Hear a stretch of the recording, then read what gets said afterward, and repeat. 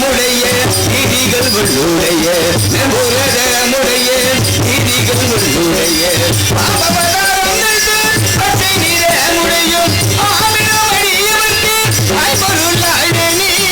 ஆதிசிவன் ஐந்தரையே அடினமோவே நீ ஓசுவ சக்தி என்று ஒதிடுவே ஒதினையாவுமே தள்ளிடுவாய் மனமே ஓசுவ சக்தி என்று ஒதிடுவே ஒதிடுவே ஒதிடுவே.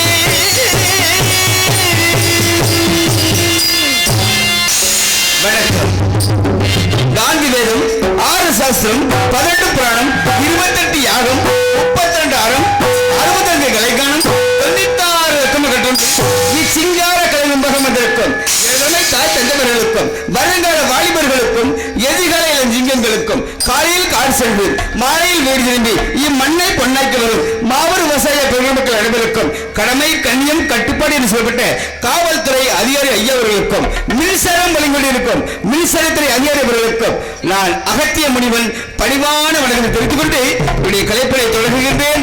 நன்றி. வணக்கம் வணக்கம்.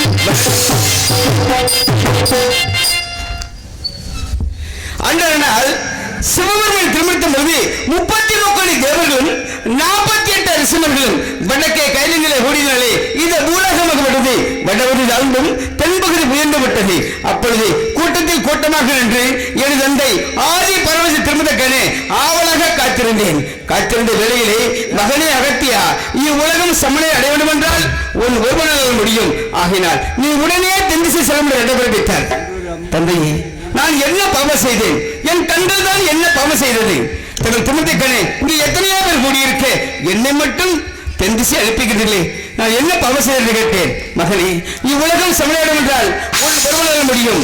அது மட்டும் அல்லாமல் தென்பகுதியில் உன்னால் பல சிறப்புகள் நடக்கிறது. ஆகையினால் நீ உடனே தென் திசை செல்லும் இடம்பெறுவித்தார். தாயை சென்ற கோவில்களை தந்தை செல்மிக்க மந்திரம் வாக்கின்படி உலகம் சமநிலை அடைய வேண்டும் என்பதற்காக தென் திசைக்கு வந்து கொண்டிருக்கின்றேன். எப்படி என்றால் உலகம் சமநிலை பெற வேண்டும், உயர்வு தாழ்வில்லா நிலை வேண்டும். உலகம் சமநிலை பெற வேண்டும், உயர்வு தாழ்வில்லா நிலை வேண்டும். உலகம் சமநிலை பெற வேண்டும், உயர்வு தாழ்வில்லா நிலை வேண்டும்.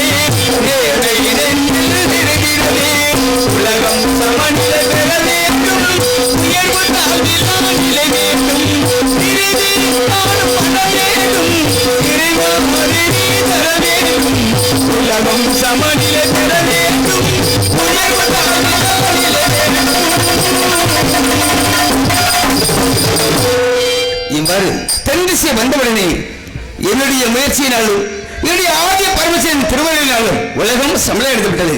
அதற்கு பிறகு பொதியுமை சாரலை அமர்ந்து தமிழுக்கு இலக்கணம் வகுத்து அதை மதுரை முத்தமிழ் சங்கத்திலே அரங்கேற்ற செய்ய வேண்டும். மதுரை முத்தமிழ் சங்கத்திலே அரங்கேற்ற செய்ய வேண்டும் என்றால் எனது தமிழ் கடவுளாகிய முருகப்பெருமானை முழு அருளும் எனக்கு வேண்டும். ஏனென்றால் அவருடைய திருவடி நிலையிலே எனக்கு இருக்க மேலும் இருக்கின்றதா என்று அறிந்து வைக்க வேண்டும். ஏனென்றால் தமிழ் புலவன் என்ற அகத்தியன் தமிழ் கடவுள் முருகப்பெருமான் முருகப்பெருமானை தாய் என்று சந்திக்கின்றேன். எனக்கும் இடம் உண்டு அருள் மணக்கும் முருகன் மலரடி நிழலில் எனக்கும் இடம் உண்டு.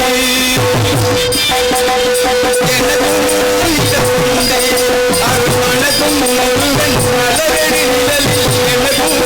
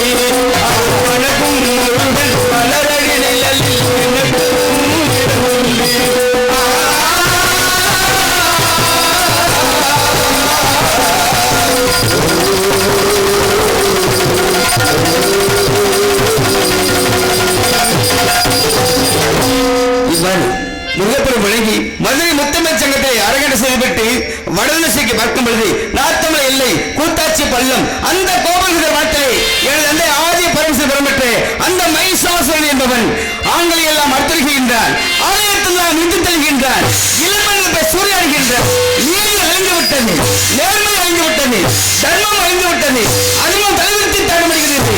அந்த மைசாசுரனை அழைத்து உலக மக்களிடையே தெய்வ நம்பிக்கை நிலவர செய்ய வேண்டும், நீதி நிலைநிறுத்த வேண்டும், தர்மத்தை நிலைநிறுத்த வேண்டும், அதமத்தை அளிக்க வேண்டும்.